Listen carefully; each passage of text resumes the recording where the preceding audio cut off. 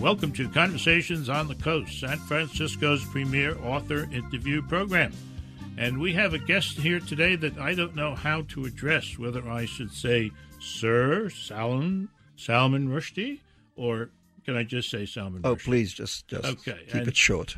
Mr. Rushdie is one of our most wonderful authors in the English-speaking world. His new book is called The Enchantress of Florence. It's a novel. It's published by Random House. Thanks for coming by. I'm happy to be here. You and I have something in common. You were a copywriter, and I was a copywriter. You were a copywriter in England, and I was in New York at an advertising agency specializing in book publishing accounts. Well, that's a little different. I was at a regular advertising agency. The real. Well, bigger. I was at Ogilvy for a long time. And I actually did come and make commercials in America quite a lot, just because of England having such lousy weather. And you had an account at one time which was encouraging people in England to come to the United States on vacation. That's right, the United States Travel Service. They actually sent me for the first time I ever came to America, because if I had to write ads telling people how great America was to have a vacation in, it would help if I'd ever been to America. So they sent me around the country essentially to have a vacation at American government expense, to go home and write about other people doing the same thing. That's where our deficit started, right there. Exactly. That's the black hole, the $1 trillion hole began right there. The Enchantress of Florence, in my opinion, is not an easy book to quickly describe. But a reviewer in Elle magazine, I think, helped me out. I'm going to read it and you tell me what's left out and how you'd like to change it. In part, a prodigious fever dream of a book, a beguiling, incandescent tale of travel, treachery, and transformation set in the Renaissance Florence of Machiavelli and the Medicis and India's Mughal Empire. Rushdie ushers in a caravan of low, laughable characters in the service of his weighty and witty observations on religion, politics, sex, war, art, philosophy, and science in an east-west world of white mischief and black magic, of enigmatic nightmares and inscrutable dreams. That's a good description. No, I've always admired the intellectual capacity of Elle magazine. It's unsigned. If that was signed, I would have credited that man or woman. I mean, it's quite good. No, it's very good. The only thing I'd add to it is the plot, which is what they left out. Oh, okay. I mean, it's about an Indian princess who gets captured and then, bounced across the world from monarch to warlord and so on, until she falls in love with an Italian soldier of fortune, and he brings her back to Florence, where she is at first much adored and treated almost as a miracle worker and suspected of being a witch, and that, in the end, doesn't work so well for her. It never does. No. When there are a couple of not so good reviews floating around, and when I read them, I kind of yelled. I said, "Hey guys, this is funny. This is a fun book. It's got humor." There's a lot of, there's a few, let's not overstate, few critics out there who just seem to have a sort of sense of humor deficiency. But I've noticed with my books that I often get very extreme reactions, that people either give them 11 out of 10 or, or minus 1 out of 10. And I mean, I think in a way I prefer to be writing books that make people at least have a passionate response. It's better than having a kind of indifferent response to it. One of the, I think, more humorous passages in the book has to do with sodomy in Florence. I'm reading. The widespread popularity of sodomy among the flower of Florentine manhood had earned the city the reputation of being the world capital of the act. Sodom reborn. Nicolo, at 13, renamed his hometown. As an answer to the problem of the growing fashionability of homosexual practices, the city, with the full support of the church, established the decency office whose job it was to build and subsidize brothels and recruit prostitutes and pimps from other parts of Italy and Europe to supplement the local tarts. The Vespucci's of Ognissanti, spotting an opportunity, diversified their business and began to offer women for sale, as well as olive oil and wood. Well, apart from... I love that because of the papal participation Yeah. and the entrepreneurial spirit. Yeah, well, the papal participation is true. The olive oil and wood I made up. Well, that's okay. That's one of the things we'll get around to talking about is the made-up here versus the true. 7 years of research went into the Enchantress of Florence, and some of that work had unusual benefits for the author. We'll look at these when we return. You're listening to Conversations on the Coast with Jim Foster. Now you can find this program on iTunes, SoundCloud, and all your favorite digital outlets. Follow the show on Twitter at Jim Foster COC and email jimfostercoc@gmail.com. The Enchantress of Florence. It's a novel by Salman Rushdie, who's with us today, published by Random House, and a pretty fair country writer, Ursula K. Le Guin. Mm-hmm. She's been around for a long time. A long time. She actually wrote a very kind notice of my very, very first novel. No. Back in 1975, a novel called Grimus, which was like a fantasy novel that nobody else much liked, but she really liked it. And since then, she's never written about my work. So from 1975 to 2008, and now she comes out with this wonderful piece about the new book. Oh, well, I better read from it.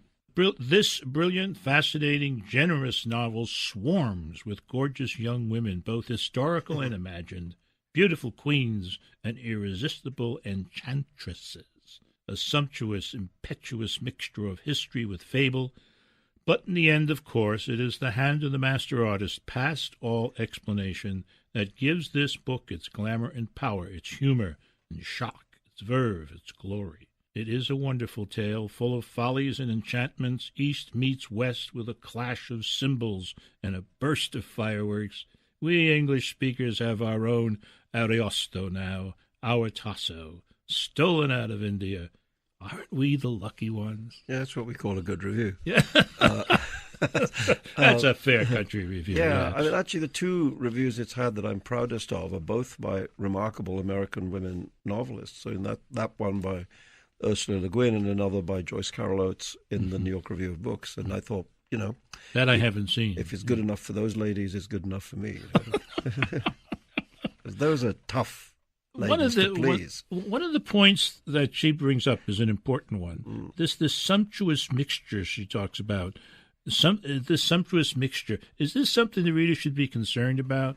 That is where history might end and fable begin? No, the thing is about a book is that in the end you have to surrender to it. You have to, well, at least it's my job to make you, as the reader, trust me enough to make you feel that you're in good hands. Once people feel that the storyteller knows what he's doing, you just surrender to that and see where it goes, and then hope it goes somewhere enjoyable. And you, as the storyteller, had to surrender in order to do it. To do it, exactly. But I think that, truthfully, I think the history in it is more or less right. I've sort of pushed and pulled a point or two here or there. I mean, of course, the story is fictional. The princess didn't exist. The boy she fell in love with didn't exist. All of that is make-believe. But I wanted people to feel that the world that the book allows them to enter is substantially like what it might have been if they'd been there. Okay. If you'd been in Renaissance Florence in the time of Machiavelli and Botticelli and the Medici dukes and so on, it might have been a bit like this. And even on the journey between the two, if you had showed up in Istanbul, in Ottoman Turkey, at the end of the 15th, beginning of the 16th century, it might have been a bit like this. Okay. And there are things in there. I mean, there's a lot of the crazier things in there, which people might believe that I've made up, which I didn't make up. There's the rub. Yeah, exactly. I mean, execution, like gardeners doubling as executioners. Yes, because he can run fast. Yeah. And if you can't outrun him, Yeah, but I mean, it's an amazing thing that the Ottomans actually asked their gardeners to multitask as executioners. And so the chief gardener, the head gardener, was also the chief executioner.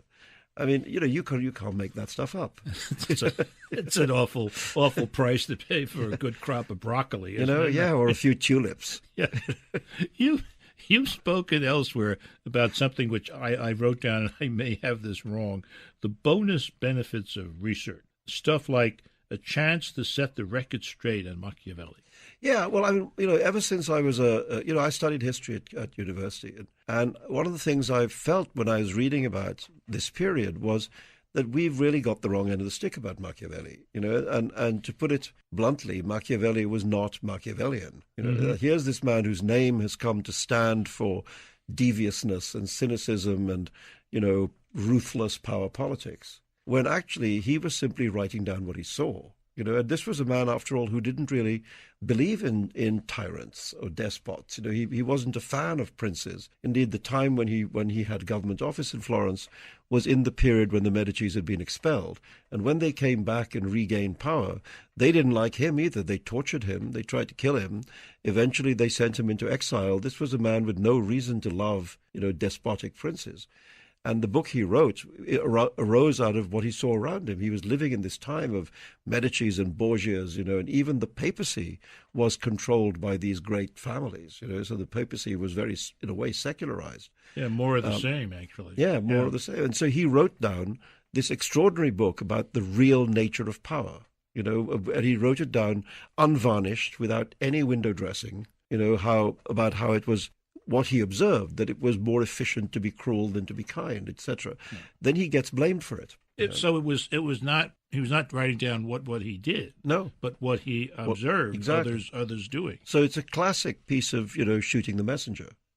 The Enchantress of Florence has already won over most of the critics. They use phrases like ingenious, entertainment of the highest literary order. But, I'm worried about what one critic intends to do with his copy of the book. Stay tuned. You're listening to Conversations on the Coast with Jim Foster. Now you can find this program on iTunes, SoundCloud, and all your favorite digital outlets. Follow the show on Twitter at Jim Foster COC and email jimfostercoc@gmail.com. This is Jim Foster. The program is Conversations on the Coast. The book today, The Enchantress of Florence. It's a novel by the wonderful Salman Rushdie, published by Random House, and a gentleman by the name of John Sutherland, who writes for the Financial Times of London, I guess. Isn't it London? Yeah. Has this to say, and leaves me worrying. For Rushdie, the pen is a magician's wand. That's very nice. Very nice. If the Enchantress of Florence doesn't win this year's Man Booker, I'll curry my proof copy and eat it. Yeah, I mean, I'm concerned. I'm concerned. I think he might have to do that. Well, I'm glad he's currying it first. I think there might be a few people who'd enjoy watching too. So, magic is a major part. Yes. Of the story. There's an appreciation of a role of magic in people's lives in this book because of the time that you're writing about. Magic had a role in people's lives. That's the way I see it. Yeah, no, I think this is a time when people really deeply believed in magic. I think sometimes thought that they believed in magic more than they believed in Catholicism or Islam or Hinduism, that the thing they trusted was magic, and in the way perhaps that we now think of science or medicine. Yeah. They would use magic. You fell in love with a girl, you went to get a love potion, obviously. Right. And if there was somebody you didn't like, you tried to get, a little cutting of their hair and then go get a hex put on them. And people were using magic in this very everyday way. So it was an intimate part of people's lives. Yeah. Great liberation as a writer, to write about a time when people made no differentiation between the magical world and the ordinary world. So it means that you could write like that. Yeah. But it isn't. I mean, there are other things that, in my opinion, play a major part here. Love in this time is less kind, harsher perhaps, less faithful. Yeah, and a little more self-seeking. All right. And And yet, at the end of the book, I mean, the fact is that she, the title character, the Enchantress, does really fall in love with her Italian soldier of fortune. Boy, yeah. And I think it kind of surprises her, because this love, the real love that she finds, is not self-serving and not self-seeking. And she finds herself acting in ways which are really not in her own interest. And this is something she's never done before. Women in this book appear as a complex combination, if you will, of witch, seductress, and enchantress, making them important and powerful. And the range of that is wonderful.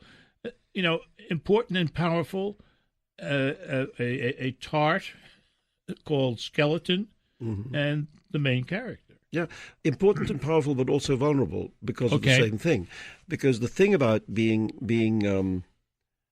believed to be capable of magical deeds is when everybody's excited about you, they treat you almost as a saint, and they worship at your feet, and they adore you even more than they would just because you're good looking. But if there's a change in the wind, and if the public mood changes, that same mob that was worshipping you one day can come round to lynch you the next day, because the accusation of witch can be a very dangerous thing for a woman. And that's kind of what happens to her in the story. Yes.